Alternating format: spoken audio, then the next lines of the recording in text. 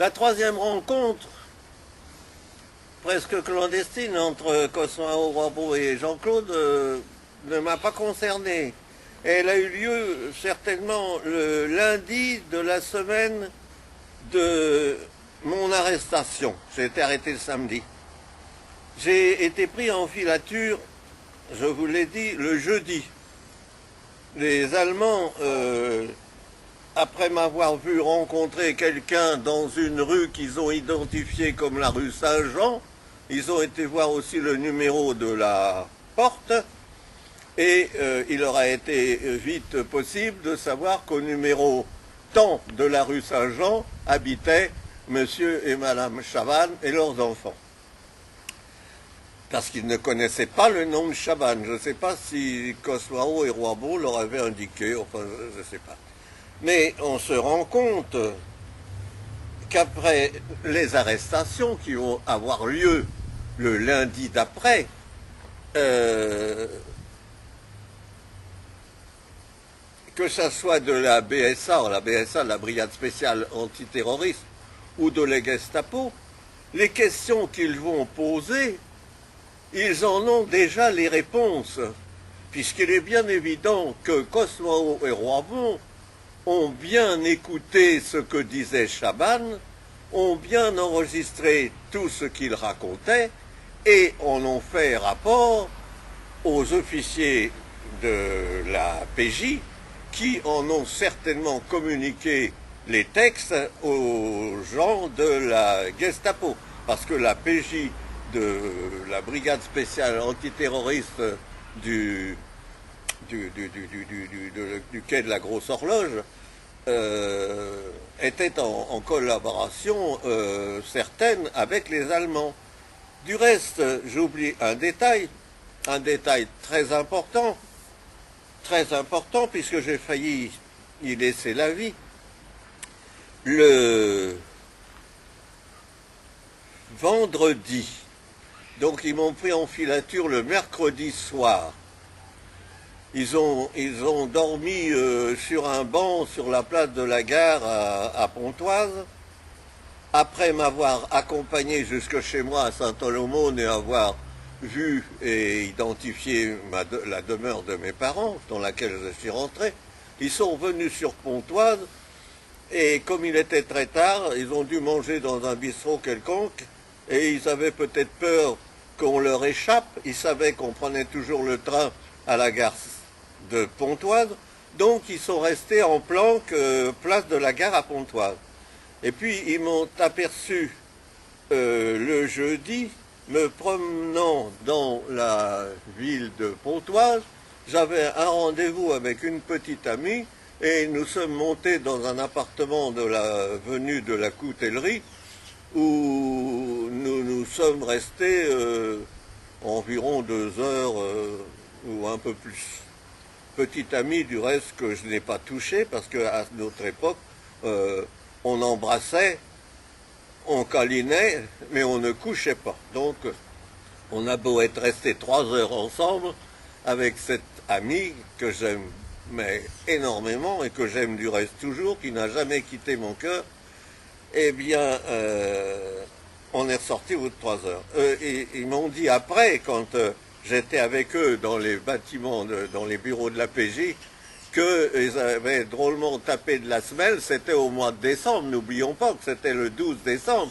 Ils avaient tapé la semelle, ils étaient frigorifiés dans la rue de la Coutellerie à Pontoise en attendant que l'amoureux, ils avaient vu rentrer un garçon et une fille, que l'amoureux veuille bien ressortir. Ils m'ont vu ressortir et ils m'ont vu me diriger chez moi.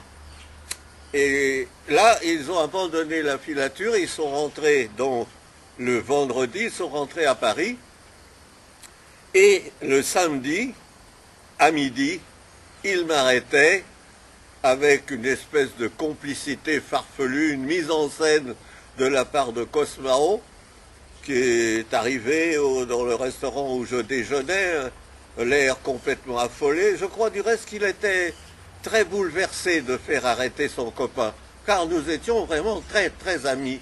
Et je crois qu'il était un peu bouleversé. Il était pâle, il avait les yeux tirés, il n'était pas à son aise. Et il me dit, Oh, Paul, je suis obligé de me cacher, je ne sais pas ce qui va se passer. Roibon vient de me téléphoner en me disant « Je suis filé par des gars en civil et je te téléphone d'une cabine et j'ai l'impression qu'ils vont m'arrêter là à l'instant tout de suite.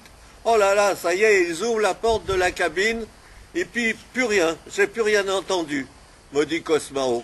Donc Roibon a dû être arrêté. Et j'ai bien peur d'être arrêté aussi. Ça doit être notre affaire qui reprend ou quelque chose comme ça. Et il était en train de m'expliquer ça, mais je lui dis, nous casse pas la tête avec tes histoires farfelues, c'est du cinéma que tu nous racontes là. Tiens, prendons un pot, prenons. Et alors, il appelle le garçon, il lui dit, garçon, un pot. Ça montre son émotion. Au lieu de dire une bière, ou bien un demi, ou bien un ballon, il lui dit un pot. Alors, le garçon s'en va, lui chercher une bière, et à ce moment-là, une main se pose sur mon épaule, et puis le canon d'un revolver vient me frôler le bout du nez. Oh, je me retourne avec précaution, parce que ça fait drôle, et je suis face à face avec un monsieur corpulent, assez grand. Voilà, j'apprendrai après que c'est l'inspecteur Battu. Bon, il me dit, tu as un manteau? Il me met les menottes. Il me met les menottes tout de suite. Et comme c'était en décembre, il me dit, tu as un manteau? Je lui dis oui. Et tu as payé ton déjeuner? Non. Eh bien alors paye ton déjeuner et on va te chercher ton manteau. Alors on va me chercher mon manteau, je paye mon début de repas. Et on essaye de me faire enfiler mon manteau, mais ces imbéciles avaient oublié de me retirer les menottes. Alors enfiler un manteau avec des menottes, c'est pas facile.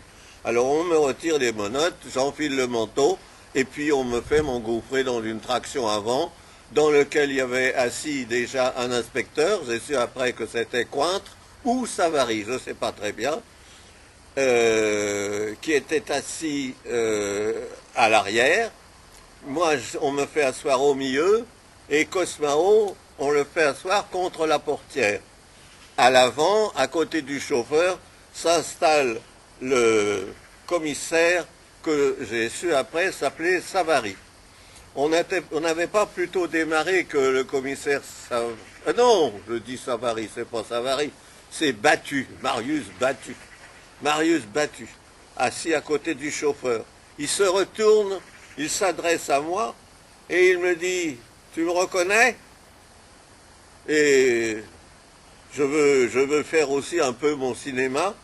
Et je lui dis, moi, j'ai pas l'habitude de fréquenter des gens comme vous, je vous ai certainement jamais rencontré ni vu quelque part. Ah, il dit, tu veux faire ton malin? Tu te rappelles pas? L'autre jour, au bar Championnet, au comptoir, il y avait un Allemand et un civil. Eh ben, l'Allemand était de la Gestapo et le civil, c'était moi. Quand t'as été regarder le paquet de pétards avec Cosmo Urbarbon. Oh, dis donc. J'ai fondu, j'ai dû perdre 1 kilo, parce que je pensais qu'il m'arrêtait par erreur pour une histoire de marché noir avec Cosmao. Une fois qu'il m'a dit ça, je me suis tourné vers Cosmao, j'ai tout compris d'un seul coup, et j'ai dit à Cosmao, espèce d'ordure, c'est toi qui m'as fait arrêter.